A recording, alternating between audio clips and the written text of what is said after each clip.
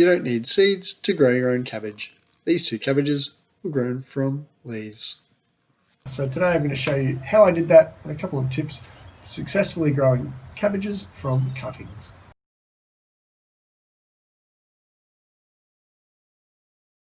So all I've got here is half a red cabbage. So normally when I get the cabbage out, the outer leaves are the leaves that I'm not normally going to keep. So I thought the outside leaves would be handy for a little experiment. So all I did was break off the outside leaves, including some of this fleshy base part of the leaf.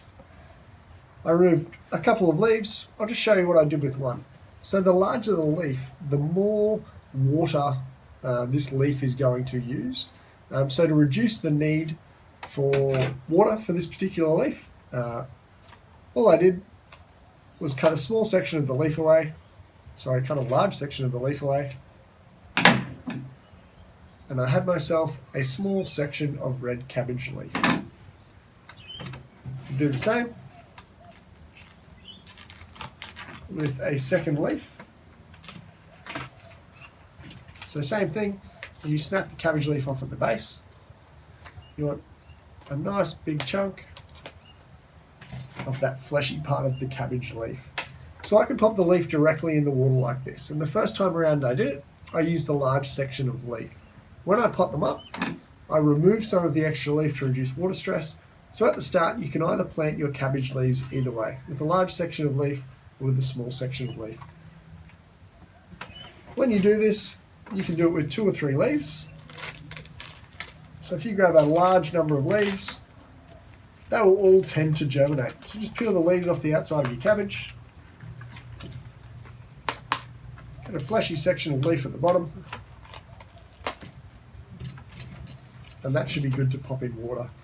You can see I've got some tears.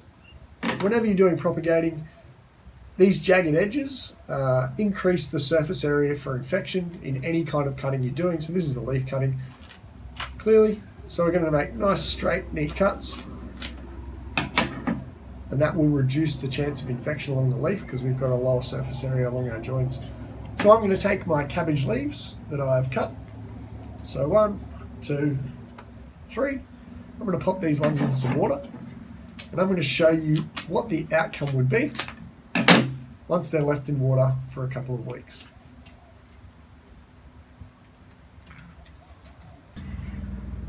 So what we've got here is our cabbage leaf cutting.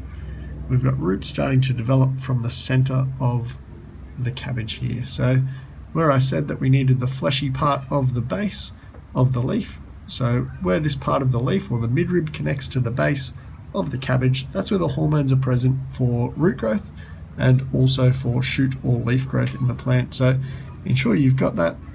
2 or 3 weeks, that's what your cutting should look like. The next step is to plant these. I don't want to plant them too deep, so I've just planted my first set of them up to about this level. Once I've planted up to that level, I'll just keep them damp and you'll see a plant start to develop from there. The way the plant will develop is you'll get a seedling start to develop from the center of your cabbage leaf and your original leaf will start to die back. From there, you'll start to get a thriving and flourishing cabbage plant. Here you can see our 2 leaf cuttings. The one at the back didn't strike straight away, the one at the front did, and its original leaf started to die back. So growing cabbages like this from leaf cuttings is super simple. You just have to make sure you remember to reduce the surface area of your leaf to reduce water stress when you're planting them out. Make sure your cuts around the edge of your cuttings are nice and neat to reduce the chance of infection. And also make sure that once you plant them out, you keep the soil nice and damp so your cabbages thrive.